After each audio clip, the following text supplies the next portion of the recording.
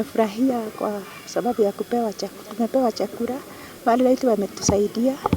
Tuko na changamoto mingi kwa sababu tangu tubebwe na maji. Wengine wetu walipass na wengine walibaki na injuries, kama msichana wangu alikujika mguu akawekwa chuma.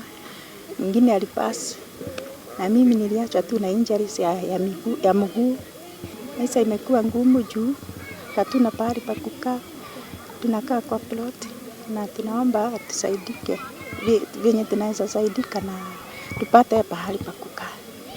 Naomba bunge la kitaifa liharakishe litusaidie tupate pahali pa kukaa. Hakuna mahali ya kuseto, nyumba zilienda na maji. Saa hii ni kukomboa, pesa ya kulipa nyumba ni shida. Saa lakini Mungu tu anatusaidia. Nishukuru watu wanao tusaidia. Tumesaidia na mavazi, mahali pa vitu ya kulalia. Ningependa kuwashukuru.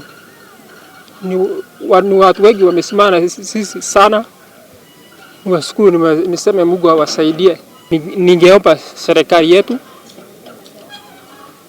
na wambunge wetu wahakikishe sasa tupate mahali tuwe settled kulingana vile tumepata shida.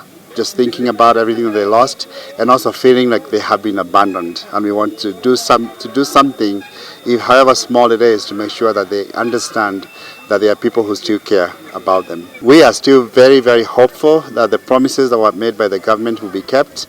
And one of the things that we really want to emphasize today and make sure everybody understands this, many of the people who are behind me right now lost everything, and they cannot be able to rebuild in what used to be their homes because of rocks and debris and much of the dirt carried away. But we have a serious issue here in Mai Mahiu, which is the people are not allowed to take a piece of their land and sell it so they can help themselves. They are not lazy. They have worked for many years, but there's a caveat on the land here in Mai Mahiu, so you can't partition your land and